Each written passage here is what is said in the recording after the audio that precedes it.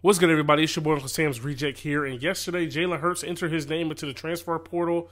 He's expected to leave Alabama. Now, let's take a look at some of the options where he could possibly end up and what this means for him as a player. What? All right, guys, this is an important first step for Jalen, making himself eligible to be contacted by other schools and coaches.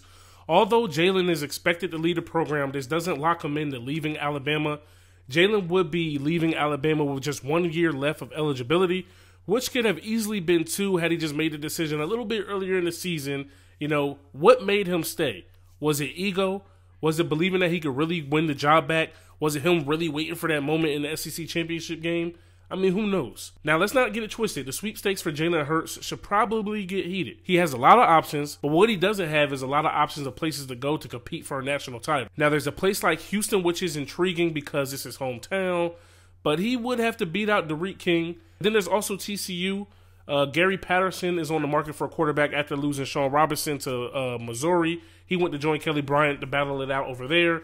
Patterson and his offensive coordinator, Sonny Cumbie, have several quarterbacks on their roster, but all of them lack experience. Now, there's also Maryland. I believe they're a long shot, but the Alabama offensive coordinator, Mike Locksley, he spent the last 2 years with Jalen Hurts. Now he's returned to Maryland after they had a crazy debacle over there with that program. A lot of people let go, trying to bring them back, from glory. And then you got a place like UCLA that I feel like is pretty cool. I feel like Jalen would be an ideal quarterback for Chip Kelly and his offense. Then you got my boys, the Miami Hurricanes. We may want to try to take a stab at Jalen, because we're clearly not completely sold on N'Kosi Perry after he was unable to beat out mediocre quarterback Malik Rozier. I'm not necessarily sure what direction Manny Diaz is trying to go to here, but it's definitely going to be interesting to see. Now, those are the places good for him to go if he just wants to get good tape for the NFL, trying to get himself in the best position possible to get drafted. But if he wants to compete for a national title, I feel like Oklahoma is a no-brainer and the most intriguing place he can go. When Kyler Murray left Texas A&M, he was thought to be a little bit of an afterthought and, like broken goods. But then after a few years later in that offensive system, he was able to win a Heisman Trophy. Now, at the end of the day, Jalen has to make the right decision for himself.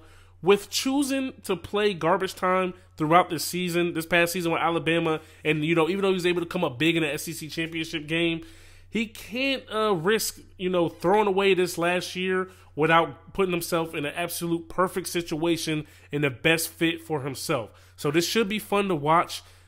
While it all unfolds. Now let's just wait and see where he decides to go. And let's not forget, Jalen Hurts has led his team to a national title appearance twice. So the kid's got what it takes to take his team on a run. Hopefully you guys enjoyed this video, man. If you did, stop and smash that like button. Hit me up in the comment section below. Subscribe if you're new. Once you subscribe, hit the little bell. That way you'll get notified every time we post a video just like this. It's your boy Uncle Sam's Reject, arcadegames.com. I'm out of here. Peace.